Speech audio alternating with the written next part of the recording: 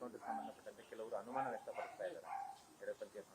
ಅದು ಎನ್ಕೌಂಟರ್ ಮೇಲೆನೆ ತನಿಖೆ ಆಗಬೇಕು, ಅದೊಂದು ರೀತಿಯಲ್ಲಿ ಕೊಲೆ ಮೈನ್ ಸ್ಟ್ರೀಮ್ಗೆ ತರಬಹುದಿತ್ತು, ಅವ್ರನ್ನ ಅರೆಸ್ಟ್ ಮಾಡಬಹುದಿತ್ತು, ಸಂದರ್ಭದಲ್ಲಿ ಎನ್ಕೌಂಟರ್ ಅಗತ್ಯ ಇಲ್ಲ. ನೋಡಿ, ಅವರು ನನಗೆ ಬಂದಿರುವಂಥ ಮಾಹಿತಿ ಸಬ್ಜೆಕ್ಟೆಡ್ ಟು ಕರೆಕ್ಷನ್ಸ್, ಯಾಕೆಂದರೆ ನೇರವಾಗಿ ನನಗೆ ಇನ್ ರೈಟಿಂಗ್ ಬರೋವರೆಗೂ ನಾನು ಅವ್ರು ಹೇಳಿದ್ದನ್ನೇ ಹೇಳಬೇಕಷ್ಟೇ. ಅವನು was carrying A deadly weapon, automatic machine gun ಮಾದರಿ ಇರ್ತಕ್ಕಂಥ ವೆಪನನ್ನು ಕ್ಯಾರಿ ಮಾಡ್ತಾ ಇದ್ದ ಅಂತ. ಇವರೇನಾದರೂ ಅವರು ಶೂಟ್ ಮಾಡದೇ ಇದ್ರೆ ನಮ್ಮವ್ರಿಗೆಲ್ಲ ಫೈರ್ ಮಾಡೋರು. ಅದರಿಂದ ಫಸ್ಟ್ ಸೈಟಲ್ಲೇ ಅವರು ಮಾಡಿದ್ದಾರೆ ಅಂತ ಹೇಳಿದರು. ಅದರಿಂದ ಅನುಮಾನ ವ್ಯಕ್ತಪಡಿಸೋ 60ಕ್ಕೂ ಹೆಚ್ಚು ಕೇಸ್ಗಳಿದೆ ಅವ್ರ ಮೇಲೆ, ಮತ್ತು ಇನ್ಕ್ಲೂಡಿಂಗ್ ಮರ್ಡರ್ಗಳು. ಅದೆಲ್ಲ ಇದ್ದಾಗ ಯಾರು ಚಾನ್ಸಸ್ ತೊಗೊಳಕ್ಕೆ ಕಷ್ಟ ಆಗುತ್ತೆ ಅಂತೇಳಿ ಆದ್ದರಿಂದ ಎನ್ಕೌಂಟರ್ ಮಾಡಬೇಕಾಗಿದೆ ಅಂತ ಹೇಳಿ ಅವರು ಹೇಳಿದ್ದಾರೆ. ಫರ್ದರ್ ಡೀಟೇಲ್ಸು ನಾನು ಅವರೆಲ್ಲ ಬಂದು ರೈಟಿಂಗಲ್ಲಿ ಡಿಪಾರ್ಟ್ಮೆಂಟಿಂದ ಬಂದ ಮೇಲೆ ನಾನು ಶೇರ್ ಮಾಡ್ಕೊಳ್ತೀನಿ. ನಮಗೆ ಒಂದು ಮಾತು, ಸರ್ಕಾರ ನಮ್ಮದು ಬಂದ ಮೇಲೆ ನಕ್ಸಲ್ ಆ್ಯಕ್ಟಿವಿಟಿ ಜಾಸ್ತಿ ಆಯಿತು ಅಂತೇಳಿ ಮಾನ್ಯ ಸುನೀಲ್ ಕುಮಾರ್ ಅವರು ಹೇಳಿದ್ದಾರೆ. ಅವ್ರದ್ದೇ ಏರಿಯಾ ಅದು, ಕಾರ್ಕಳ, ಹೆಬ್ರಿ ಅದೆಲ್ಲ ಅವ್ರದ್ದೇ ಏರಿಯಾಕ್ಕೆ ಬರುತ್ತೆ. ANF ಅಲ್ಲೇ ಹೆಡ್ ಕ್ವಾರ್ಟರ್ಸ್ ಇದೆ. ನಮ್ಮ ANF ಏನು ಆ್ಯಂಟಿ ನಕ್ಸಲ್ ಫೋರ್ಸ್ ಏನಿದೆ ಅದು ಅಲ್ಲೇ ಹೆಡ್ ಕ್ವಾರ್ಟರ್ಸೇ, ಕಾರ್ಕಳದಲ್ಲೇ ಇದೆ.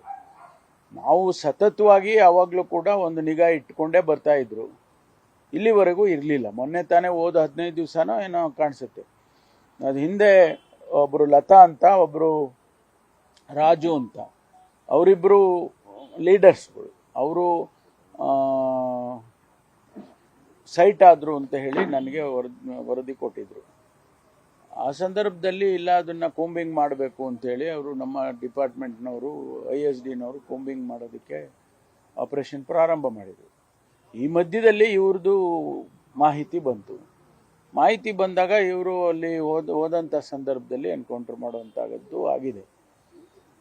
ಅವ್ರನ್ನ ನಾವು ಹಾಗೆ ಬಿಟ್ಕೊಂಡು ಹೌದು ಅವ್ರು ಏನು ಮಾಡಿದ್ರು ನಡೀತದೆ ಅಂತ ಹೇಳೋದಕ್ಕೆ ಸಾಧ್ಯ ಆಗೋದಿಲ್ಲ. ಅದಕ್ಕೋಸ್ಕರ ಅದು ಈ ಘಟನೆ ಆಗಿದೆ ಬಿಟ್ಟರೆ ಬೇರೆ ಏನೂ ಇಲ್ಲ. ತನಿಖೆ ಮಾಡಬೇಕು ಹಾಗೆ ಅಂತೆಲ್ಲ ಕೆಲವರು ಮಾಧ್ಯಮದಲ್ಲಿ ಹೇಳಿದ್ದಾರೆ. 60 ಕೇಸ್ ಇದ್ದು ಅವನು ವೆಪನ್ ಕ್ಯಾರಿ ಮಾಡಿಕೊಂಡು ಹೋಗುವಂಥ ಸಂದರ್ಭದಲ್ಲಿ ಎನ್ಕೌಂಟರ್ ಆಗಿರೋದನ್ನು ಯಾವ ದೃಷ್ಟಿಯಿಂದ ತನಿಖೆ ಮಾಡಬೇಕು ಹೇಳಿ? ನಾವು ಎಲ್ಲ ಕಾನೂನಿನ ಚೌಕಟ್ಟಿನಲ್ಲೇ ಮಾಡಿರ್ತಾರೆ. ಅಂಥ ಸಂದರ್ಭದಲ್ಲಿ ಈಗ ಮರ್ಡರ್ ಮಾಡಿರೋರನ್ನ, ವೆಪನ್ ಕ್ಯಾರಿ ಅದು ಏನು ಆಟೋಮ್ಯಾಟಿಕ್ಕು ಮೆಷಿನ್ ಗನ್ ಥರ ಇರುವಂಥ ವೆಪನ್ ಕ್ಯಾರಿ ಮಾಡೋವಂಥವ್ರನ್ನೆಲ್ಲರನ್ನೂ ನಾವು ಹಾಗೆ ಬಿಟ್ಟು ಹೌದಪ್ಪ ಫ್ರೆಂಡ್ಲಿ ಮಾಡೋಕ್ಕಾಗೋದಿಲ್ಲ. ಅದಕ್ಕೋಸ್ಕರ ಆ ರೀತಿ ಆಗಿದೆ.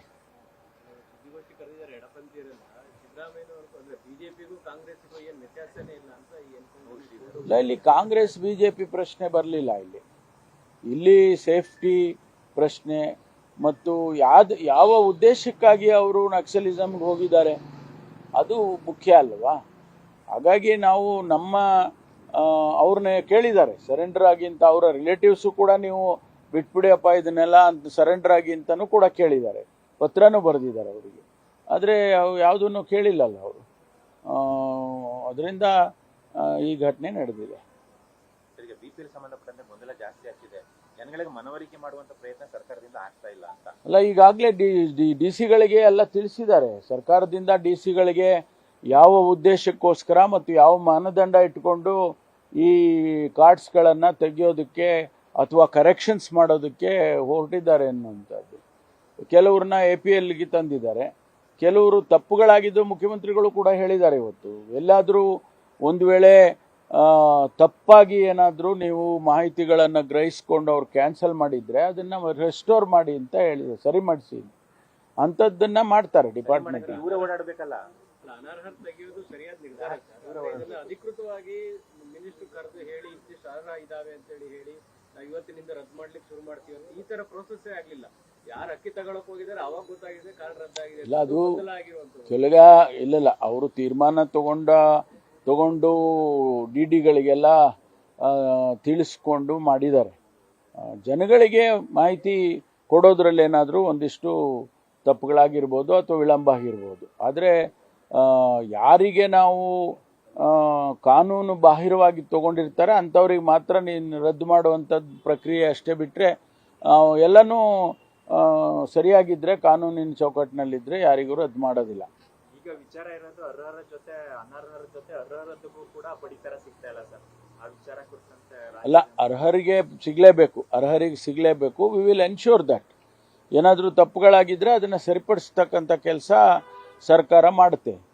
ಅಲ್ಲೊಂದು ಇಲ್ಲೊಂದು ಏನಾದರೂ ಅರ್ಹತೆ ಇರೋರ್ದು ತೆಗ್ದಿರ್ಬೋದು, ನಾನು ಇಲ್ಲ ಅಂತ ಹೇಳೋಕ್ಕೆ ಹೋಗೋದಿಲ್ಲ. ಅದನ್ನೇ ಮುಖ್ಯಮಂತ್ರಿಗಳು ಕೂಡ ಹೇಳಿದ್ದಾರೆ. ಅದನ್ನು ತಕ್ಷಣ ಸರಿಪಡಿಸಿ ಅವರಿಗೆ ಮಾಮೂಲಿ ರೇಷನ್ಸ್ ಕೊಡೋ ರೀತಿಯಲ್ಲಿ ಮಾಡಿ ಅಂತ. ಕೆಲ ಶಾಸಕರು ಈಗ ಸಚಿವ ಸ್ಥಾನದ ಬೇಡಿಕೆಯನ್ನು ಇಡ್ಲಿಕ್ಕೆ ಶುರು ಮಾಡಿದ್ದಾರೆ. ಯಾರು ರೀಶಫಲ್ ಆ ಥರದ್ದು ಏನಾದ್ರು ಇದೆಯಾ ಸರ್? ಮಳವಳ್ಳಿ ಶಾಸಕರು ಮಾತನಾಡಿದ್ದಾರೆ, ಬೆಳಗಾವಿ ಆಸಿಫ್ ಸೇಠ್ ಕೂಡ ಸುಪ್ರೀಂ ಕೋರ್ಟಲ್ಲಿ ನಮಗೂ ಕೊಡಿ ಅನ್ನುವಂಥ ಡಿಮಾಂಡ್ ಮಾಡ್ತಾ ಇದ್ದಾರೆ. ಅಲ್ಲ, ರೀಶಫಲ್ ಮಾಡೋ ವಿಚಾರ ನನಗೆ ಗೊತ್ತಿಲ್ಲ. ಅದು ಮುಖ್ಯಮಂತ್ರಿಗಳಿಗೆ ಬಿಟ್ಟರೆ ಬೇರೆ ಯಾರಿಗೂ ಗೊತ್ತಾಗೋದಿಲ್ಲ. ಆದರೆ ಅರ್ಹತೆ ಇರ್ತಕ್ಕಂಥವರು ಶಾಸಕರು ಭಾಳಷ್ಟು ಜನ ಇದ್ದಾರೆ. ಅವ್ರು ಕೇಳೋದ್ರಲ್ಲಿ ತಪ್ಪೇನಿಲ್ಲ. ಅವರು 3 ಸಾರಿ ಎಲೆಕ್ಟ್ ಆಗಿರ್ತಾರೆ. ಅವ್ರಿಗೂ ಅರ್ಹತೆ ಇದೆ, ಸಾಮರ್ಥ್ಯ ಇದೆ. ನಮಗೂ ಅವಕಾಶ ಕೊಡಿ ಅಂತ ಕೇಳೋದ್ರಲ್ಲಿ ತಪ್ಪೇನಿಲ್ಲ. ಆದರೆ ಯಾವಾಗ ರೀಶಫಲ್ ಮಾಡ್ತಾರೆ ಅದು ಮುಖ್ಯಮಂತ್ರಿಗಳಿಗೆ ಅಷ್ಟೇ ಗೊತ್ತಿದೆ, ನಮ್ಗೆ ಯಾರಿಗೂ ಗೊತ್ತಿಲ್ಲ. ಸಿಎಂ ದೆಹಲಿಗೆ ಹೋಗ್ತಾ ಇದ್ದಾರೆ ಸರ್ ಇವಾಗ ರಾತ್ರಿ. ಹೋಗ್ತಾ ಇದ್ದಾರೆ. ಅಲ್ಲಿ ಒಂದು ಸಹಕಾರಿ ಇಲಾಖೆದ್ದು ಒಂದು ಕಾರ್ಯಕ್ರಮ ಇದೆ, ಅದಕ್ಕಾಗಿ ಹೋಗ್ತಾ ಇದ್ದಾರೆ. ನಿನ್ನೆ ನಾವು ಮಾತಾಡುವಾಗಲೂ ಹೇಳಿದರು 21ಕ್ಕೆ ನಾನು ಹೋಗ್ತೇನೆ, ಹೋಗಿ 1 ದಿವಸದ ಮಟ್ಟಿಗೆ ಅಷ್ಟೇ ಪ್ರೋಗ್ರಾಮ್ ಮುಗಿಸ್ಕೊಂಡು ವಾಪಸ್ ಬರ್ತೀನಿ ಅಂತ ಹೇಳಿ.